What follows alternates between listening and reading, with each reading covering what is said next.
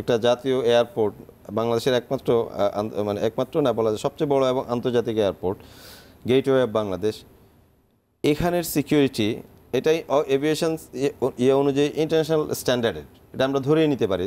কারণ আমাদের যে ফ্লাইটগুলো অপারেট করা হয়, এখানে যে কার্গো সিস্টেম, যে এগুলি একটা ইউনিফাইড সিস্টেমেই করা হয় কিন্তু ওয়ার্ল্ড ওয়াইড বিভিন্ন ইয়েতে। এখানে সাধারণত সেফটি কোনোভাবেই কম্প্রোমাইজ হওয়ার সুযোগ নেই, আনলেস যদি এটা কোনো ধরনের সাবোটাজ না হয়। হ্যাঁ, বিমানেও অনেক সময় দেখেছি আমরা সাবোটাজ হতে, বিমান অ্যাক্সিডেন্ট করাতে দেখেছি, হামলা হতে দেখেছি।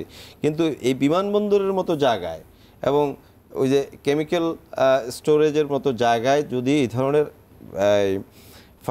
ফায়ার অ্যাক্সিডেন্ট দেখা দেয়, তখন সঙ্গত কারণেই এখানে এই সন্দেহটা উদ্রেক হবেই যে হু ইজ বিহাইন্ড দিস, কারা বাংলাদেশে এগুলি করছে এবং এটা আসলেই একটা নিছক অ্যাক্সিডেন্ট কিনা, এটা কিন্তু আমি অন্তত মনে করি না। আমার কাছে মনে হয় আমাদের কাছে তো আসলে আপনার কাছে কি মানে সুনির্দিষ্ট তথ্য আছে? না, আমার কাছে কোনোই সুনির্দিষ্ট তথ্য নাই, কিন্তু আমরা যারা, আমি একজন ফ্রিকুয়েন্ট ফ্লায়ার, আমি জানি যে ইন্টারন্যাশনাল যে কোনো বিমানবন্দর এটা অত্যন্ত স্পর্শকাতর জায়গা হিসেবে এগুলি ধরা হয় এবং এখানে সেফটি স্ট্যান্ডার্ডটা আপনার গার্মেন্টস বা আমাদের অন্যান্য সেফটি স্ট্যান্ডার্ডের মতো না।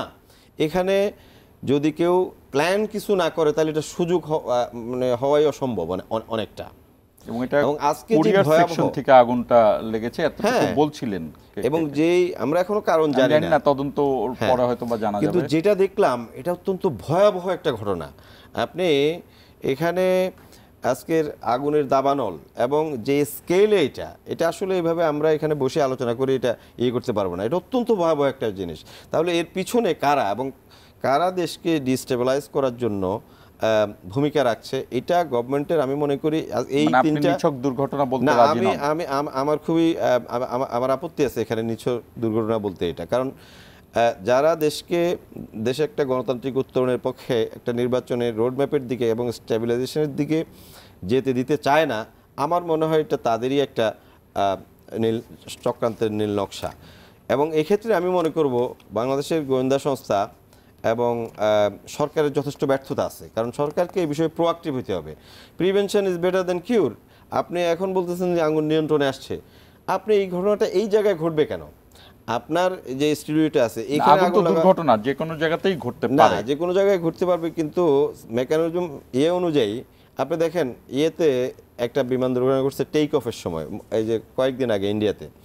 সেটা নিয়ে বের হলো কি দেখা যাচ্ছে যে আসলে নিছক ওরকম দুর্ঘটনা, এখানে ছিল, ফ্যাক্ট ছিল, তাদের সিকিউরিটি ল্যাবস ছিল। এটা সাধারণত হয় না। আপনার এই যে ডিজাস্টারগুলোতে যে প্রসিডিউরটা মেনটেন করা হয় না সাধারণত। এখানে এয়ারপোর্টের ক্ষেত্রে এই কম্প্রোমাইজে কারা ভূমিকা রেখেছে এ বিষয়ে সরকারকে কঠোরভাবে জবাবদিহি করতে হবে। এবং